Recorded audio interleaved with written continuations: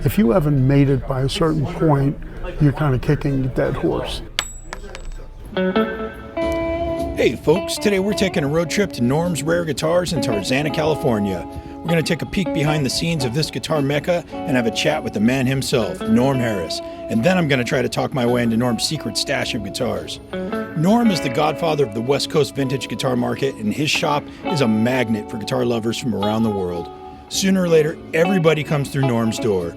The young and the hopeful, the rich and the famous, the old and delusional. No matter who you are, Norm and his crew make everybody feel welcome. And if you find something you just have to have, I bet Norm will make you a deal. Way back in the 1990s, when I was a whole lot younger, I used to go into Norm's Rare Guitars every week. At the time, I had a hotel job working the late shift as a room service waiter, and I was saving all my tip money for a jazz guitar. And on my day off, I'd wander in Norm's Guitars, and his whole crew would be busy doing something, polishing guitars, talking to customers, making phone calls. I could only imagine what they thought of me. Oh God, the kid's back. He's going to look at every single jazz guitar. Again. Anyway, after about a year visiting Norm's shop, I finally found a guitar that I really liked, so I bought it. You know, it was a really proud moment for me. I handed Norm this giant wad of cash, all in 1s and 5s from my tips. He handed me over this beat-up old guitar case, smelled like lemon pledge, had this funky gilt archtop in it that I just loved. It was the most expensive guitar I'd ever bought. And you know, but it was more than a guitar. It was sort of marking the end of haunting Norm's guitars for a year. Anyway, shortly after that, I moved out of town. I couldn't make my weekly pilgrimages to Norm's, and Norm moved his shop to a new location and started a new chapter. 25 years later, I called Norm and said, Norm, I want to talk to you. And he said, yeah, come on down. We'll do an interview in the shop. But he warned me, his number one priority was selling guitars, so there might be some interruptions. And he was right, there was interruptions, but that's just kind of what Norm's life is like. He still had plenty of time to share encouraging and no BS thoughts about the guitar and his life and business. I think you're going to enjoy the conversation. Here we go. Hey everybody, we're here with Norm Harris at Norm's Rare Guitars. I can't believe this. It's a madhouse, but welcome to my world. Thanks for taking the time to come on Guitar Magic. I appreciate you chatting with us. Happy to do it, buddy. I have a question for you. When did you open the doors on your original shop on Tampa and Van Owen, was it? Yeah. So we opened a 500 square foot store in 1975. And then a few years later, we moved to the corner, which was an 1,800 square foot store. And then in the year 2000, we moved here, which was a 6,000 square foot store. Okay, so that was 2000. So you've been here a quarter century now. Long time, yeah. I know you started selling guitars as kind of a side hustle for your music career. I did, yeah. I'm kind of curious, how long did you do that, and why did you decide it was time to make selling guitars plan A? Well, I came out here with a band in the year 2000, and I had a band with this guy, Bobby Caldwell, and it was called Kathmandu. And we came out in 2000, hoping to make it big in LA. I was kind of buying and selling some guitars in Florida, but we were in Criteria Studios, and we had a record deal with Mainstream Records, which was the same label that Big Brother and the Holding Company was with. And they wanted us to come out here and talk to Mo Austin. Actually, Little Richard's brother was managing our band, Peyton Penniman, and they wanted us to come out here and talk to Mo Austin. And so came out here with the band and all that, but I had already been buying and selling guitars, but I kind of realized I was in the perfect spot to be able to do it. And I continued playing music till I was in my early 30s, and then I kind of got to the point where I could see that this was really, you know, if you wanted to eat on a regular basis, this was the way to do it. I could go to somebody and I could tell them that my music was good, and then I'd have to look in the other direction because I couldn't keep a straight face. But when I was holding a great guitar, I could say it and be truthful. Yeah. So just kind of helped me kind of navigate my way into. Were you having a family around that time? And Yeah. so, I mean, my son over here is Jordan. And he's grown up. I haven't seen him in like a million years since what is it, NRG guitars. And That's right. Yeah. So hello, nice to see you. How have you grown? That's John over here doing a little interview for his channel and podcast and all that. Yeah. You'll be around for a while? What's that? You'll be around for a while? Yeah. Good. Good. We should talk to him too. Get him too. Yeah. He was there from the early on. Yeah. And Rob also was there from early on too. Yeah, I remember Rob. Rob's a better talker. Rob's a better talker, but he's got a few words. So, your business model predates the idea of vintage guitar. It does. When I first opened the store, because I was actually buying and selling in Florida in the late 60s. And I didn't have a store at that time. I was just doing it out of an apartment.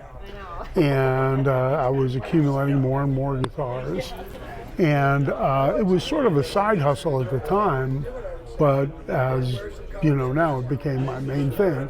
So, sometimes in life, the way things work out through luck or whatever. And I was always a hard worker. But things just find their own direction if you allow them to. Sometimes, there's people that are so adamant about doing one thing, they don't see the fork in the road and don't take advantage of the opportunity that comes their way. Yeah. And what was the sort of the indicator in your mind where you thought, oh, old guitars, this is a thing that's going to work for me?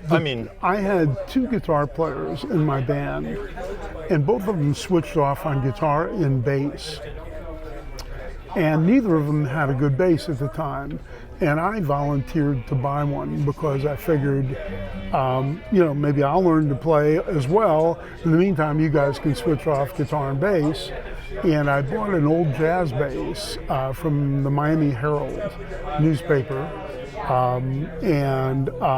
All of a sudden, everybody in town wanted to buy the bass, including Jaco Pastorius, who was an old friend of mine.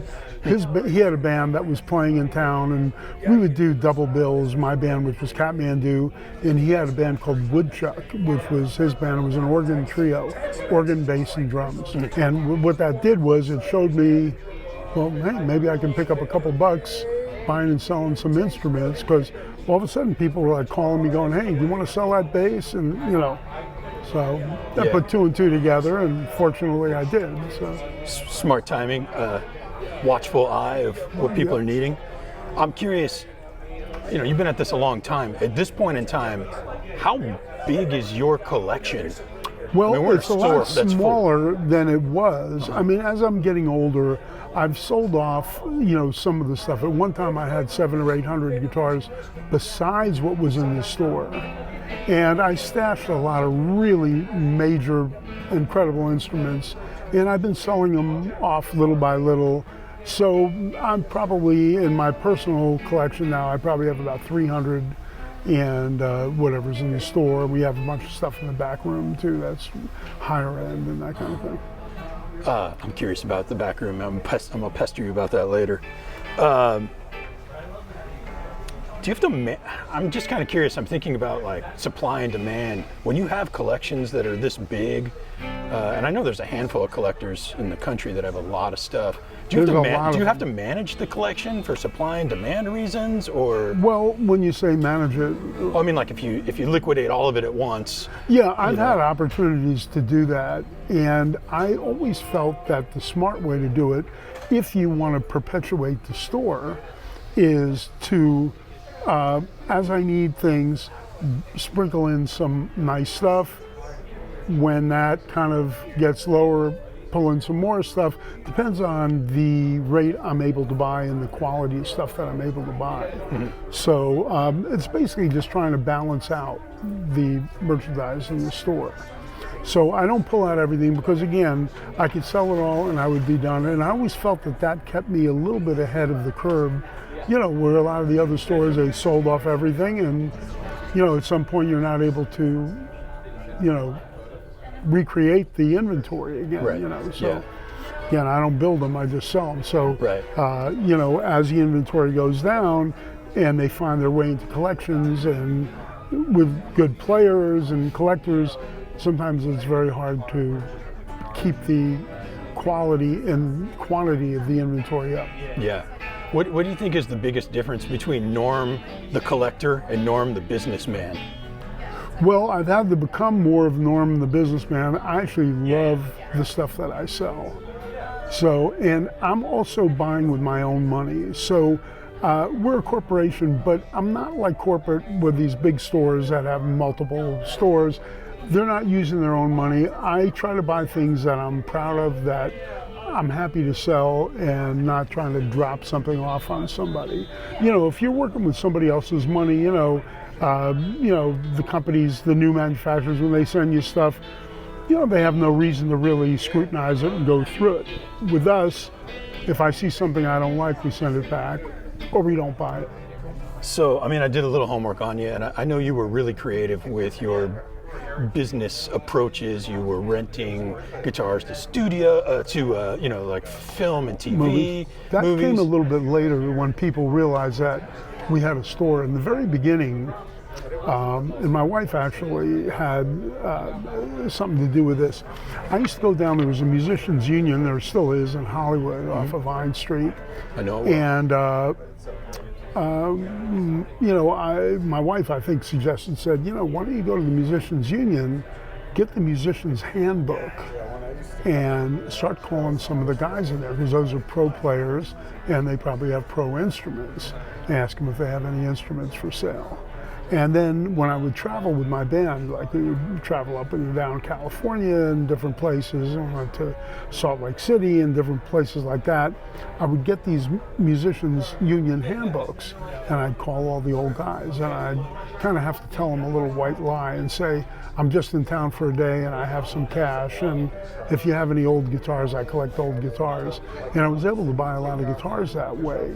And then my wife one day suggested that I was running ads in the newspapers here for wanted to buy. She said, why don't you put an ad in Horses for Sale, wanted to buy guitars. And she said, cowboys play guitar, maybe. It was like kind of a harebrained thing that actually worked out great. And when we called the newspapers and I wanted to put those ads in, they would go, wait a second, this is Horses for Sale, you can't put that in.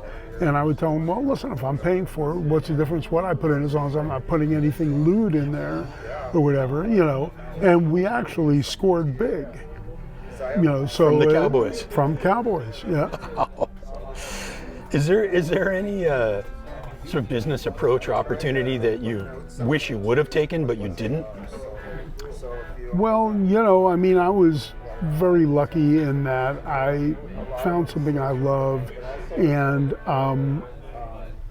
like when when social media and the internet and all that got big, in the very beginning I was against it, because I kind of like seeing people face to face, shaking hands, making a deal face to face, and I said it's a little too impersonal for me. But my kids and some of the younger people that I work with said, you're really missing the boat here. You really should get on the internet and all that. And reluctantly I did, little by little. Yeah. Well, who knew? Who knew it was going to become what it became? But it's Frank Stallone. that actually, I have a question for you. I think at some point, I want to say you got to know everyone, but maybe it's everyone gets to know you. It's hard to say. It's funny that we've had so many people discover us, even before we were on the internet and all that, but somehow or other, it's been like a magnet for people who play guitar, and there's a lot of people who play guitar that you wouldn't even know play guitar. And it's a world, and it's something that we all love. We may have differences politically, like Frank and I, who's a good buddy of mine, we have definite political differences, but we're still buddies. He's like a brother, and we love guitars and we're into it. So we can talk about things that we both love and get along and all that. Yeah. And I give him hell, he gives me hell, but just the way it is. You got something in common. Something in common, that's a bond. And when you go to a concert, you don't know who you're sitting next to. I mean, they may have different views than you, but we have a mutual love for what we're I think about that sometimes. There's people out there that have all these different worldviews and opinions and ideologies, but they can all come in a guitar store and get along for a little while. That's right. It's kind of mind-boggling. If you have something in common, we're not that different. Yeah. Music is love. I mean, John Lennon said it, and I hate to be like an old hippie, but if he was still alive, I mean, maybe things would have been different because he was preaching peace and love and everybody getting along. When he left, I mean, I kind of think things might have been a little different if he was still around, So it's just a thought, but, I love music, and I that's what he was trying to tell everybody, But I don't want to get too political, but, it just doesn't make a lot of sense to me. As an old guy, I've become more philosophical, so. Who do you think is the most unlikely friend you made through the guitar? I mean, I can understand guitar players, of course they're going to come see you, but who's the most unlikely friend you've made out of all Well, there's this? a lot of people who are, we have a documentary, by the way, that we just finished, and we're just, I think we have a deal right now. I can't really even say with who, but it's where we wanted to go, and Kiefer Sutherland is the executive producer, and we have a number of actors that are in it. Also, Malcolm McDowell, Jeff Garland, Jeff Daniels. Yeah. You just never know. You know somebody from one thing, and it turns out that we have this one thing in common. And there's a number of years ago, they were trying to predict the demise of guitars. And apparently, they were wrong. Because people still love them. So it was a little misstatement, I think. Yeah. I don't want to ask you money questions, but I am kind of curious. What is the most ridiculous deal you've ever given to someone, and why did you do it? Hey, Joe. I've given a lot of deals to people that I wish I could buy back. I mean, the prices of this stuff, I never dreamt it would reach the numbers that it has. And it's everything in business is based on supply and demand. So, at one point, before everybody knew about all the other dealers in the country, people would blame me and a couple other guys. You're making the prices go up. We don't make the prices go up. It's demand. Somebody's buying guitars in New York or Atlanta or Miami or Chicago or New Orleans or Dallas or whatever. Word gets around. And that's what establishes the prices. The one thing that doesn't really make sense to me is on vintage guitars, the one thing that is the thing that's not always the same is the condition and originality. So somebody says, well, I heard that this 50s Strat went for this. Okay, was that one all original and really clean and untouched, and or was it hammered and somebody put a humbucking in it and put a Floyd Rose on there? That's the differences in the prices, is how original, the make, year, model, and originality and condition. So there's a number of different things. So when somebody says, I heard one went for this, well, the question is, what kind of example was that? Right. I know from experience, because I've been haunting your shops in various forms for decades now, you've got some really loyal employees or staff members. We do. I've had the same people for a long time. And, over the years, we've had a few that left. Mark, who was my manager, is now with Gibson. He's one of the top guys at Gibson. And Brandon, who worked for me just recently, Yamaha grabbed him and made him an offer he couldn't refuse. So in some ways it's a stepping stone, and in some ways, and I don't want to hold anybody back from opportunities and that kind of thing, but I think they got a pretty good education working here, and they got to see some of the best instruments. And I think one of the reasons Gibson is making such good guitars they are now is because Mark really knows what that stuff once looked like. Right. So he can go there and critique the stuff and make sure that you're doing the right job. Huh. I had not thought about that, but I guess you're right. You learn what the best ever was. Well, by once being you here. see a great example Yeah, of something and play it and feel it and hear it, you know what the standard of excellence is. You know, if you've only seen kind of, you know, not great examples of things, you don't really get the gist of what these things were. I mean, they kind of nailed it back in the day. Late 50s, early 60s for like electric guitars. Man, they were building some of the greatest stuff. They're really, after the Beatles became popular, everybody was buying guitars, so they couldn't use aged wood like they did prior because the demand went so up. They had to lower their standards in the woods that they picked. They had to hire people off the street to build guitars that weren't like lifetime builders. So, you know, there were a lot of things that kind of, you know, evolved in the business over time.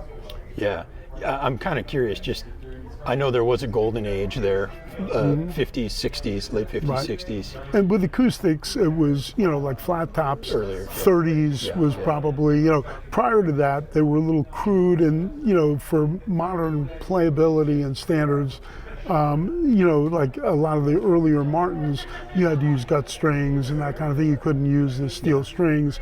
They went to bigger body guitars that were braced for heavier strings. So, you know, as playing evolved, so did the instruments to kind of accommodate what the playing was. I was thinking about, you know, when CBS bought Fender, you know, they were a big corporation, and I guess quality control and a few things happened. That's, I think, maybe where some of the original guys said, oh, wait, if we get one that's late 50s, you know, it's when it was done right. And then I think, I don't know if vintage guitar was born yet, but everyone started saying, well, just get one that's 20 years old, you'll be okay. Until you get into the 90s, and then you're starting to see the guitars that were built in the 70s, which were the ones that everyone was running away from. The truth of the matter is when I first started doing it, which was the late 60s, people wanted the 50s and early 60s. Then once they got into the 70s, they started cutting corners on certain things, and a lot of the Japanese builders were building some guitars that were nice guitars that in some ways may have been as good, and they were, you know, and Gibson and Fender and Martin started going, why are people paying so much more for our older guitars? And some of their biggest competition was their own stuff. So they realized if they're paying all that money, we're doing something wrong here. We got to figure out what we can do to build better stuff and all that. It's interesting. You're your own worst competition. Yeah. Yeah. You know, back to when you decided to switch away from music into guitars. Yeah. I mean, I know you came to be a musician here. Well, I did. Yeah. I mean, and I still love it. And we are so blessed that we get some of the greatest musicians. For Tony, $6,400 plus tax. That's the Tony Berg deal there. So. Yeah, I was wondering if you felt like, you know, leaving music behind, was that giving up on a dream, or was that just pivoting, or how did that feel to you? It was a bit giving up on a dream, but also coming to reality and just kind of, you know, I had a family, I had kids. I didn't want to be one of these guys who was 60 years old who's playing in a club for $100 a night, and there's no seniority in music. If you haven't made it by a certain point, you're kind of kicking a dead horse. Yeah. And I didn't want to be one of those guys.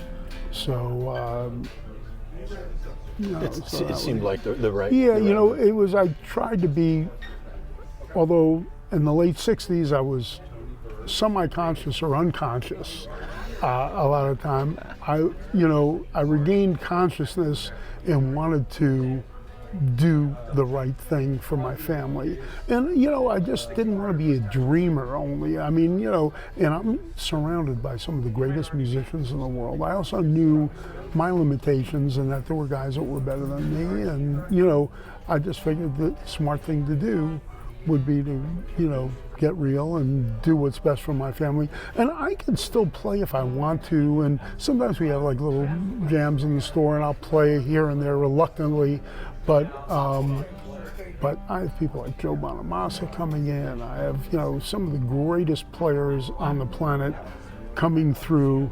In our documentary, there's a lot of the great ones. In fact, we're doing a show this I can tell you because you can't put this up yet. No, I'm a one-man show. It's going to be a while to edit. Okay. So yeah. So a week from tomorrow, we're doing a show in a small club. It's a great small club called the Write-Off Room. Oh yeah, yeah. And I started making some calls because we're doing this for the Midnight Mission, which means a lot for me. It's a homeless charity that I'm involved with. And I started making some calls, and it got out of hand. And we've got an unbelievable show for a small room. So just to tell you who we have, it's Albert Lee and Friends with Vince Gill, Jackson Brown, Joe Bonamassa, Lawrence Huber. I'll be right with you, Frankie. Lawrence Druber, John Jorgensen, Chris Montez, Dean Parks, Jason Sine, Michael Lemo. Let's give him a better case there, Rob. Yeah. So you went into your Rolodex of all the heavies and said, I asked a few, and then they started calling their other people. Like, Norm's put this show together. I would have done this in a much bigger place because we could have probably filled the Forum with this, but this is in a 200 capacity, about 225, 250 people, about 140 seats in a small room with great sound and all that. So they're expensive tickets, but the people are going to see a fantastic show. yeah. And it's all for the homeless. Yeah, this won't air until after that goes out, Okay. so I hope I can include some of that. Yeah, because I can't say until the second about Albert Lee and Vince Gill. Okay. So, Yeah, I saw your teaser on the social media about it. Yeah. I thought, oh my God, who's he got on this one? Well, so now you know. No.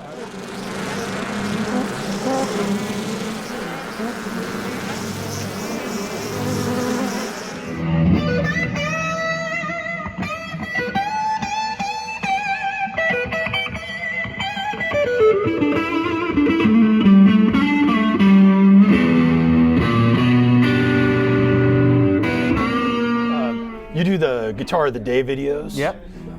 What's that like? Like people It's hand you tough. amazing instruments, and then you have to do something, right? Yeah, I mean it's both. First of all, it's an honor, first and foremost. But it's a hard thing to do because it's hard to keep it fresh. I've been doing it, like I said, I've been here for like 6 years, and I've done thousands of them now, and it's hard to keep them, something different every day. Because the difference is, like, when you're on tour, it's almost easier in terms of the music repertoire because you're playing the same thing almost every Right. night. You can switch up the set list, and people are happy.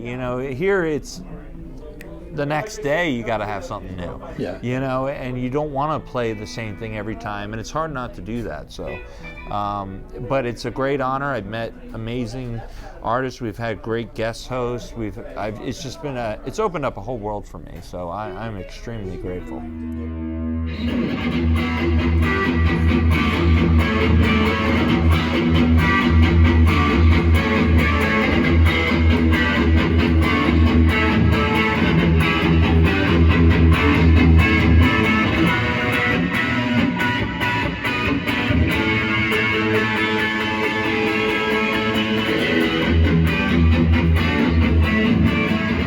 Yeah. What's the most unexpected connection you've made through all that? Well, the first sale was very unexpected. When I first took over, I did a bass 6, I remember, was one of the first episodes. And I'm still really nervous because I hadn't spent much time in front of a camera like that. And Slash bought it. And we became, kind of friends through that sale, but that was kind of what Guitar of the Day led me to, and that was a cool one. Wow. You must have been pretty compelling, whatever you did. Yeah, it worked. I'm lucky. Guitar. Yeah, I saw it today. I was here when you were doing Guitar of the Day. Oh, yeah, it was yeah. just like, you sat down, you turned real loud in the middle of the Yes, shop. it's loud. Like, no warning. Mark, for the record, was loud too. Okay. I might be a little bit louder because I like to really turn it up, but yeah, it's loud in here. People don't realize until they're here that it's pretty smoking. Yeah, it's like, it's a spectacle moment. Like, Yeah, you're yeah. like, Everybody I don't has to care what stop you're doing. they're doing. Yeah. That's why I try to do it when people are. It's gonna mess with your ego. Like you're gonna walk into Home Depot or something and be like, "I'm here." Yeah. Announce where I go. Exactly. Yeah. What was it like growing up in all this? was fun. I'm Jordan Norman's son, and yeah, it was cool, man. It's always been a great place to grow up. I know a lot of the people here. Been away for a little bit, and now just came back, and I'm doing a bunch of the secret stash guitars and stuff like that. The secret stash. I always wondered about that. Well, I was mostly in the old shop because that's when I lived down here, but Yeah. there was this other room. And I was like, what's in the other room? And I was too young then. I don't think anyone took me serious. But no, is this like secret stash? This is the legendary secret stash of the store. This is where all the real heavy hitter shit is. We call it the secret stash. We also have, what's not showing is a bunch of guitars that my dad's collected over the years. That's in the warehouse too. But there's a lot of history in this section, and it doesn't always get seen by the public, so I just thought it'd be a good idea to now post it up on Instagram. It's an inventory, but it's a lot of times the public doesn't get to see all this kind of stuff. I thought it'd be a good idea now to just make sure that we post everything, so that everybody in the world can see what goes on in the case room. I remember probably 25 years ago, your old man, I was asked, because I was just, what's in the back room? What's in the back room? He said, I can't put that out on the floor because then no one's going to want what's on the floor. And I was like, well, and it's not but it sounds like they won't even know you have it if you don't put it. And that's true. So, I mean, a lot of times, just because this stuff is so kind of on the higher end scale of the spectrum of dollars, that he doesn't really want everybody to touch the stuff, because if something happens and it slips, then it's a lot of money that goes to someone has to cover. So he doesn't want to put the pressure on somebody for breaking something. So I mean, I've always just been lucky to grow up in a cool guitar store where people are, always been really nice and cool to hang out with and stuff. I've been surrounded by the biggest and best musicians since day one, and like I said, I'm a little more shy now on camera and stuff like that, but back in the day I was that loudmouth kid that walked around and caused a bunch of shit. So nowadays I try to be a little bit on the other side. Well, thanks for taking some time to chat. It's good to just see you again. It's been a long time. Good to see you too. Yeah, man. I always think, you've had a big collection for a long time. I kind of think of you as like a steward of some cultural resource. Kind of. I did it because I loved it. The one thing that I was very fortunate about is I wanted things that were clean and original, that weren't all modded and refinished and parts changed and stuff like that, which was a great thing that I didn't realize at the time, because those are the instruments that really went up in value tremendously. It's hard to find instruments these days that are 50, 70 years old that haven't been mangled and, modified and refinished and everything else. So I stashed a lot of stuff away that, it was a miracle that I did. Yeah. I've been thinking a lot about, if guys like you aren't stewards for this stuff, then guys like me don't have something to dream about, and I feel like it's been a nice contribution you've made to the at least this guitar community. I hope so. The one thing is, when we did my first book, there's pictures of all these guitars in there, and a lot of the companies like Fender and Gibson wanted to look at really good examples of what the guitars were that they once made that weren't like sitting in a store window or, in a smoke-filled room to where it changed the finish. They wanted to see what the finish looked like when they made it. And they were able to cop a lot of the custom colors and stuff like that from looking at those pictures, because those were the real thing, and they were prime examples that hadn't been, molested. Right. Yeah.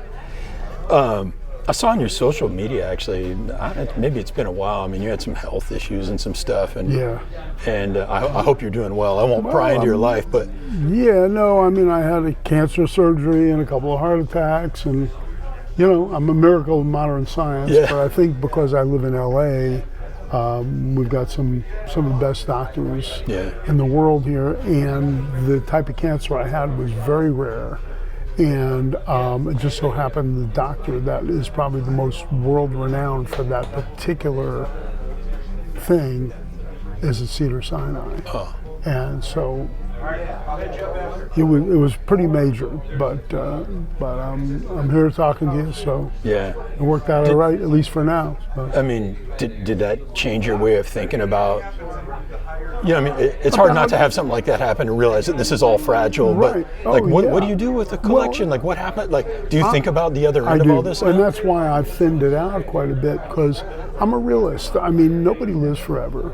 I'm 75 years old.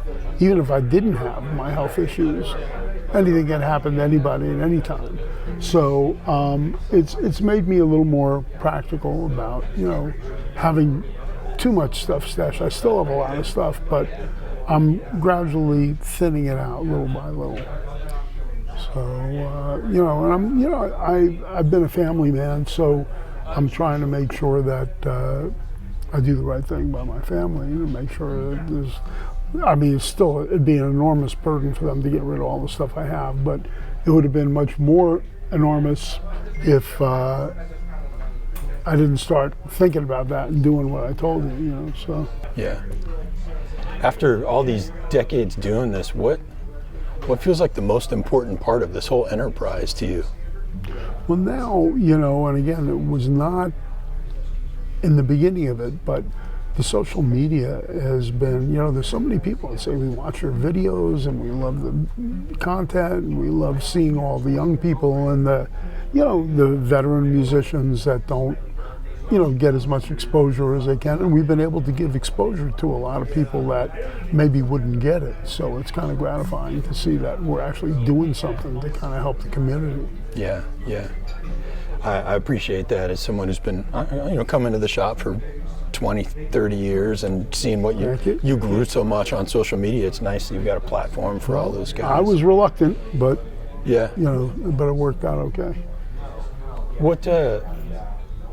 What do you think people should know about the shop in the coming years? Do you have any big plans for it, or do you just want to keep doing what you do? At my age, the big plans are kind of over with. I'm just trying to maintain it. I hope it goes on. I hope maybe someday somebody comes in and wants to take it over and run it the way I ran it, in the same spirit, try to keep on my people and all that kind of thing. And I mean, it's a great thing. It's a lot of fun. It's almost like a barbershop, kind of a hang for a lot of the guys. You've been there and you saw how, I mean, people really love this store. I mean, if I was selling plumbing supplies, we wouldn't get the kind of love we get, so it makes you feel like, you did something that was okay and it was good. It wasn't all for nothing. I mean, it's not all about the money. I mean, I like making a living and all that kind of stuff. But you have to have a purpose in what you're doing, and it's kind of gratifying just to see that other people value it the way I do too. Do you think, I mean, a lot of your customers come in, I have no idea what they want, but do you think they really understand what it means to run a shop like this, or do they just come in from their perspective? It's difficult because, first of all, it takes a lot of money. I have a lot of employees and a lot of overhead, and you have to keep selling and kind of pushing, because if you don't, the waves will take you out. So it's something that it is a business, and I have to treat it like a business, but I'm more emotional about it than probably most business owners are. Yeah. Well, I really appreciate you taking some time to talk with me, and thanks for letting me hang around in the shop. No worries, buddy. I'm going to talk with lots of folks, but thank you so much all for right, John. Thank you, spending and the time doing it. thank you guys for watching and all that.